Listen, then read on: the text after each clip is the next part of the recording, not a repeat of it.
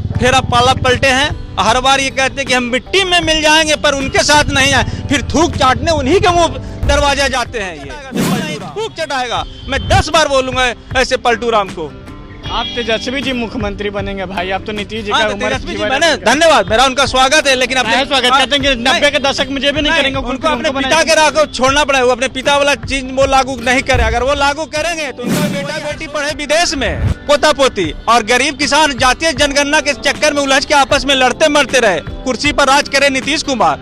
क्या हुआ था लालू जी के शासन काल में? 1990 के दशक का झेला हुआ मारा हुआ मैं भी। ये हिंसा करवा रहे हैं नीतीश कुमार जी ने।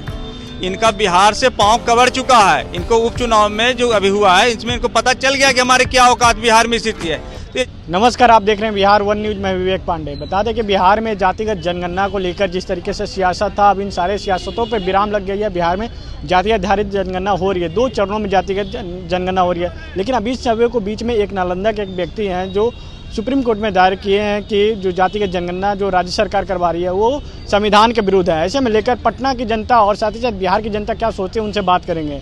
ये बताइए, बिहार में जातिगत जनगणना हो रही है, अब जातिगत जनगणना को बीच में एक नालंदा के ही इंसान और नालंदा के ही मुख्यमंत्री हैं जो इस पर ठाने हुए हैं कि हम जातिगत जनगणना करवाएंगे। अब वो जातिगत जनगणना कह रहे हैं कि संविधान के विरुद्ध है। किस तरीके से देखते जातिगत जनगणना? मैं पहले तो धन्यवाद करना चाहूँगा बिहार वन न्यूज का कि इस तरह के सवाल जो लेके आए, और आपका भी धन्यवाद करूँ कि आप इस तरह के सवाल उठाए हैं पब्लिक के बीच में। आप जैसे एंकर को भी मैं बहुत सैल्यूट करता हूँ। ये जातिगत जनगणना नहीं नीतीश कुमार का, ये जातीय हिंसा करवा रहे हैं नीतीश कुमार जी ने। इनका बिहार से पांव कवर चुका है। इनको उपचुनाव में जो अभी हुआ है, इसमें इनको पता चल गया कि हमारे क्या औकात बिहार में स्थिति है। तो ये जातिगत जनगणना नहीं, ये फिर से 1990 की दशक में लौटना चाह रहे हैं। ये मंडल का मंडल फिर से लागू करना चाह रहे हैं। ये जातीय हिंसा के रूप करवाना चाह रहे हैं। इनका मेन मुद्दा है कि किसी तरह मोदी के रोको 2024 में, क्योंकि इनको पता है कि बिहार में हमारा स्थिति बहुत हमारा मजबूत नहीं है, इनकी पांव कवरना है। तो इनको पता चल चुका है। जब इस तरह से पहले ही यूपीए के शासन में 2011 में जातीय जनगणना हुआ, तो उस पर जब नहीं पूरी हो चुकी, रोक लग गई, तो फिर क्यों संविधान के विरुद्ध नीतीश कुमार काम कर रहे हैं? इनसे तो अभी लैंड सर्वे पूरा हुआ ही नहीं है, जो लैंड सर्वे करवा रहे हैं, जमीन सर्वे, इसमें तो इतना हिंसा हो रहा है। इनसे तो ये चीज़ पूरा हुआ ही नहीं है। नया बजट कहाँ से ला रहे हैं अपने दम पे? इनको अगर कराना ही था तो शिक्षा पर करवाते, शिक्षा पर कोई ऐसा मॉडल लाते कि जो नेता मंत्री विधायक हो सबका बेटा सरकारी स्कूल में पढ़े। जो सरकारी स्कूल में पढ़ेगा उसी को नौकरी मिलेगा, गवर्नमेंट जॉब। इनके बेटा बेटी पढ़े विदेश में, पोता पोती, और गरीब किसान जातीय जनगणना के चक्कर में उलझ के आपस में लड़ते मरते रहे। कुर्सी पर राज करे नीतीश कुमार। क्या हुआ था लालू जी के शासन काल में? 1990 के दशक का झेला हुआ मारा हुआ मैं भी एक व्यक्ति हूँ, जो हम लोग आज इस तरह रोड पर तो लालू जी के संग है। हाँ, उन्हीं के संग है। ये पलटू राम उसी के संग है। ये पलटू राम, इनका स्थिति और दुर्गति होने वाला है अगली विधानसभा चुनाव में। इस पलटू राम को इनसे अगर करना ही है तो शिक्षा पे कोई मॉडल लाना चाहिए था कि स्कूल को बनाते बढ़िया, उसका मॉडल रखते, टीचर को अच्छा रखते कि जो बढ़िया से कंप्लीट करे। तो टीचर के भी व्यवसाय भर रखे कि जिनको पता नहीं कि बिहार के मुख्यमंत्री कौन है, भारत के प्रधानमंत्री कौन है। आप जैसे न्यूज चैनल वाले ही पोल खोलते रहते हैं कि कैसे कैसे टीचर भर रखे हैं, लेकिन इनको तो करना कुछ है नहीं। 2024 में बना दीजिए प्रधानमंत्री तो कर देंगे। 2024 में इनका सपना ही रह जाएगा। ये क्या बोले इस पर तो मेरे पास कोई शब्द नहीं है।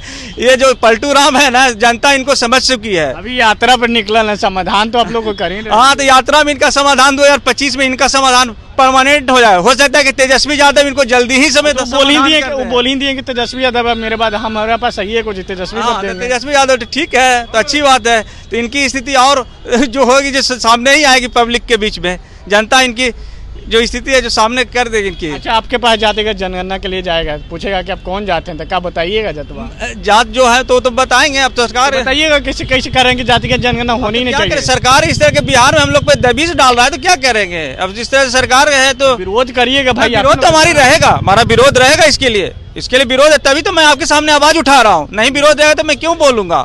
आज मैं आपने अच्छा एक मंच हमें दिया, प्लेटफॉर्म दिया, किस मंच पे हमें बोलने की हमारी बात को लोगों तक पहुंचे। इनके पास कोई काम नहीं है। चाह रहे हैं कि हम किसी तरह इन लोग को, पब्लिक को आपस में जातीय में पहले उलझा के रखे। अंग्रेज पहले क्या करता था? पहले धर्म के नाम पे लड़ा था और शासन हमारे देश पे 200 साल तक किया। अंग्रेज यही काम करता था ना, पहले धर्म में लड़ाओ, हिंदू मुस्लिम सिख सब आपस में लड़ाओ और हम शासन गए।